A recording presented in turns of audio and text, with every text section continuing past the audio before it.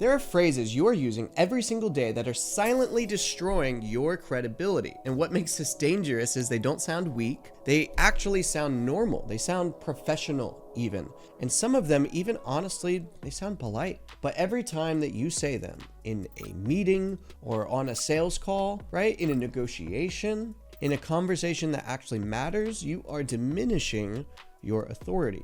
And you don't even realize you're doing it. Now, here's the part that should concern you. You don't even see the moment that you lose authority, right? You feel it afterwards. You feel it later when the conversation stalls, when the other person hesitates, when the room doesn't fully lean in, when everything that you said right still doesn't quite land the way that it should have. And by the time that you feel it, I need you to understand something. It is already too late for that conversation, because authority doesn't disappear loudly. It doesn't leave all at once. It leaks quietly, slowly, one phrase at a time. Now, if you've ever had a conversation where someone seemed to hear you, but you could feel that they didn't quite respect it, I'm going to show you exactly why that happens. And spoiler alert, it's not your confidence, it's not your knowledge, it's not even the level of preparation that you came into the conversation with. It is 7 distinct phrases. 7 phrases that you say so automatically, so often you don't even realize you're saying them. And in this video, I'm going to break down every single one, what they're doing to you underneath the surface, what they sound like in real conversations, and exactly what to say instead. But before we get into the first one, let me tell you something that might just sting a little bit. Most people don't lose influence because they don't know what to say. They lose it because they say the wrong thing in the exact wrong moment. Or actually, they probably say the right thing in the exact wrong moment, and they didn't even know what's happening. So let's fix that. Right? Now, my name's Christian Jack. I did 100 million in closed deals in my first 4 years in sales and business. I realized almost everybody has this thing completely backwards because everybody's running around saying it's all sales and marketing, but no, that's not the game. World leaders don't market anything. They influence the market. And the most influential people in human history didn't go around selling people on ideas. They implanted ideas into other people's brains so well that other people adopted it and they thought it was their own. And once I saw that, everything changed. Now, here's the problem. When you go looking for material and influence, human behavior, persuasion, psychology, you either find stuff that's so philosophical you can't use it, or so clinical it feels like you need a fucking PhD just to apply it. So I'm going to be honest with you. After investing over $1 million now learning this stuff, I realized something. It's that most people don't need more theory. They just need tools. They need language. They need principles that can be used today in a meeting, on a call, right? In their relationship, in a negotiation, in a moment where the stakes are high or money's on the line, as an example, right? So I made it my mission to demystify and simplify the most powerful influence principles on earth, the ones that have been hiding in plain sight behind history's most influential icons, and make them practical, tactical, and immediately usable. Now, here's how we're going to do this, right? For each phrase, I'm going to show you why it kills your authority, what it actually communicates underneath the words, and what to say instead. And I'll even teach a quick little drill so that you can start installing the shift today and not next week, right? Today, now, with me. So let's go. Phrase number 1, I just think, right? Let me tell you what the word just does. Most people think it makes them sound humble. It doesn't. It makes you sound unsure. Just is the verbal equivalent of stepping backwards while you're talking. And the moment you step backwards, the other person steps forwards, right? You just handed them your frame, and without even saying a single wrong word, without making a tactical mistake, you handed them the frame with one tiny, invisible, one-syllable word. Now, here's a wild part. If you remove this one word from your vocabulary, you will instantly sound more like a leader. Not adding some new fancy word, not a new framework, just one word removed. Try it and watch what happens, right? Don't say, I just think we should reconsider the direction here, right? Let me translate what the other person actually hears when you say that. This isn't important, but I'm going to say it anyway. That's what they hear, right? Not your point, not what you are meaning to say, not what you are reasoning, just that this isn't that important. So instead, say, I think we should reconsider the direction. Or even better, it's just, we should reconsider the direction. Or if you want to sound like somebody who has been here before, this direction doesn't hold up in my experience. Here's why. Real world, right? Somebody says, we want to think about it, as an example. A weak response, I just think it'd be a good idea to move forward today. And what they heard is, please don't reject me. The authoritative response is based on everything you've told me. Waiting doesn't change anything. Let's lock this in. You see the difference? It's the same exact situation with a completely different frame.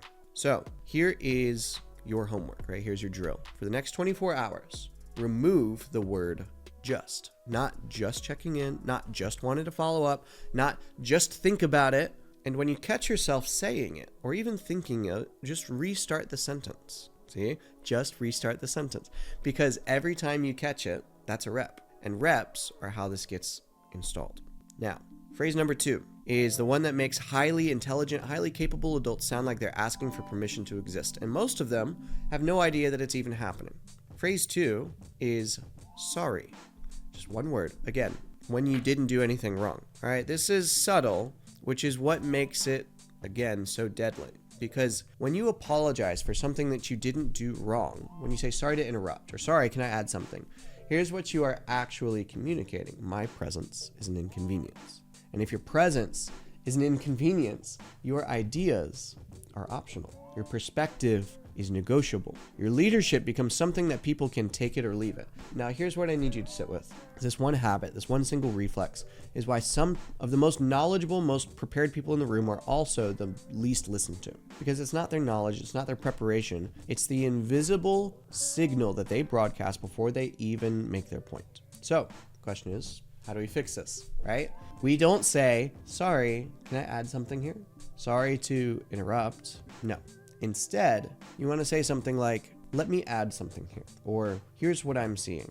Or if you want the authority that commands people's attention is, hold on, this matters, or let's zoom out for a second, right? In the real world, this might show up as, maybe you're in a conversation and somebody cuts you off. A weak response would say, sorry, what I was trying to say is, but what you communicated was you were right to interrupt me. Instead, take an authoritative response like, let me finish this thought, then I want your take. One person is asking permission, and the other person is leading. It's the same conversation, but a completely different board position. So, how can we actually practice this? What's the drill we can use? Replace every unnecessary apology with quick point, or one thing, or let me clarify, or here's what really matters. Because apologies are for mistakes. Say them when you make a mistake, but don't say them just for existing. Now, phrase number 3, sounds like you're being considerate, right? It sounds like good communication, but underneath the words, you are quietly asking for approval. And every time that you say it, it's the same exact thing. Phrase number 3, it's one that I am known to use, that I'm trying to get rid of myself. It's, does that make sense? Now, this phrase sounds polite. I know it does. But psychologically, underneath the surface, it is a sort of credibility killer. Because when you say, does that make sense? You're not checking for clarity. You're asking for the other person's permission to believe you. Now, here's the law beneath all of this, right? Certainty is contagious, and so is uncertainty. Whatever you broadcast, they catch. So the way that you check for understanding either raises your authority or it completely hands it away. And most people have been handing it away for years. So let's see if we can fix that, shall we? Don't say, does that make sense? Instead, say something along the lines of, what questions do you have? Or if you want an even more powerful version, what part of that do you want me to go deeper on? Or what part of that would you like to go deeper on? Or which part of what we just covered feels most relevant to where you are? Right? In the real world, this may sound something like, wrong way to say it. So the engagement is 12 weeks. Does that make sense? Right? The authority version is the engagement is 12 weeks. Question is, do you want the results this quarter? Or do you want to drag this out for another year? Right? You see what happened? I didn't ask if it made sense. I just assumed that it's clear and I redirected towards the decision. The question is not, is it clear? The question is, are you ready to move forward? Right? Completely different direction. So your drill, your practice is every time you feel the urge to say, does that make sense? Just replace it with, what's your takeaway on that? You're still checking for understanding, but from a position of this did make sense and I want to know what you're taking away from it, right? It's a position of authority rather than approval seeking. Now, phrase number 4 is the one that tells people before you've said anything important that you don't believe you have the right to lead. Phrase number 4 is if that's okay, right? If that's okay. This is a complete permission leak, and it happens everywhere. I'll tell you, I see this one probably the most commonly out of the bunch. When you say, if that's okay, here's what you're communicating beneath the surface. You're saying, I don't have the authority to move forward on this on my own. And most people won't reject you out loud when they hear that. They will just downgrade you internally and silently without ever telling you that it's happening. And that downgrade is what affects every exchange that follows. So let's work on it, right? Instead of saying, if that's okay, I'll follow up tomorrow, or I'll follow up tomorrow if that's okay with you, or we can start next week if that's all right with you. Instead of those, say, I will be following up tomorrow. Or if you want an even more powerful version, here's what happens next. I'll have that to you tomorrow. Or tomorrow, you'll have everything you need in your inbox by noon, right? Simple, subtle shifts, but here's how it might even show up more real world, right? You might have used to have said, if that's okay, we can start next week. But instead, now you say, we start next week. I'll send over the details today. One person is waiting for permission. The other person is already a couple moves ahead. So your homework, your drill that you can practice is remove, if that's okay, entirely, and replace it with, here's what we're doing, or here's what we're going to do, or here's what we'll do. That forward phrase alone will upgrade how people experience your leadership immediately. Now, phrase number 5 is the most self-destructive one on the list, I believe, because with this one, you are not waiting for the other person to discredit you. You are doing it all on your own before they even respond. Now, phrase 5 is, drumroll please, I might be wrong, but let me be direct with you about this one, right? When you say, I might be wrong, but you are doing the other person's job for them. You are pre-discrediting yourself. You are essentially saying, please don't take me too seriously. And the sad part is you usually say it just before your best point, right before the insight that could shift the entire conversation. And you wrapped it in language that told them to dismiss it before they even heard it. Now, here's the distinction that I want you to carry with you. Confidence is not the same as arrogance. Confidence is clarity. Arrogance says, I'm right and you're wrong, whereas clarity says, here's what I see and here's why it matters. That's a big difference, all right? I know it's subtle, but it makes a big difference. So don't say, I might be wrong, but I think this approach is costing us more than it's saving us, right? Instead, say, based on what we're seeing, this approach is costing us more than it's saving us. Or even a more powerful version, this is going to create a problem, and here's why. This direction does not serve the goal. Here's what does, right? Or in the real world applications, maybe it's something like, you used to say, I might be wrong, but I don't think this is the best path forward. But the authoritative version is, this is not the best path. Here's what is. There's no disclaimer. There's no apology. There's no permission seeking or approval seeking wrapped around the point. It's just the point itself, right? So here's how to practice this. Here's your drill. Anytime that you feel the urge to soften your position before you even made it, replace it with, here's what I've seen. That keeps you grounded without shrinking and bases the point you're about to make in experience, right? Now, 2 more. Phrase number 6 is the one that makes you sound like you're hoping that life just goes away instead of just redirecting your focus to where you want to go. Phrase 6 is one word, and it's hopefully. Right? Hopefully is the language of a rider, not a driver, right? A passenger, not a pilot. And I need you to hear this. Leadership is not defined by optimism. It's defined by direction, right? When you say, hopefully this works, or hopefully we can close this up next week, here's what the other person registers. It's, this person does not control outcomes. This person doesn't know what's coming. And if you don't know what's coming, if you don't control outcomes, why would they even follow you toward a different one? Shocking, right? So don't say, hopefully we can get this wrapped up this week, or like, hopefully this makes sense, to combine 2 of the ones that we've said now, or hopefully this just makes sense. Instead, say, we will have this wrapped up next week, or here's the timeline. Or if you want an even more powerful version, the outcome is predictable if we follow the process. This is the plan, this is the process, and this is when things happen. Very, very simple. In the real world, maybe you used to say, hopefully you can all make a decision this week. But instead, replace it with, the best move is to decide this week. Waiting doesn't change the decision, it just delays the result. Very, very simple. So way you can practice this is just replace the word hopefully with the plan is, or the next step is. This works when? Because hope, unfortunately, is not a strategy. It's a drug called hopium, if you've never heard of it. But direction is a real strategy. So now, last one, phrase number 7. And I saved this one for last intentionally because this one is not a single phrase. It's a pattern. And it's costing you more authority, more influence, and more outcomes than the other 6 combined. Phrase number 7, again, it's a pattern and it's over-explaining. It's what happens when you don't fully trust your own point.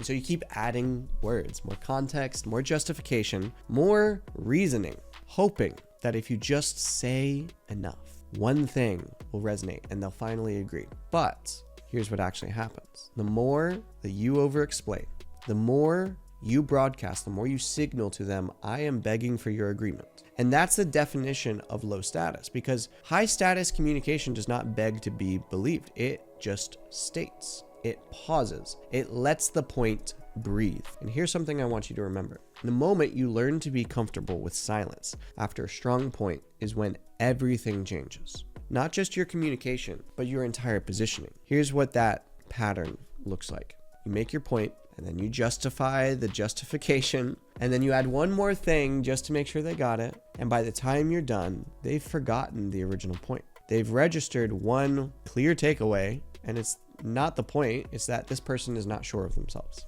If you want an even more powerful version, say the point, then redirect with the next question.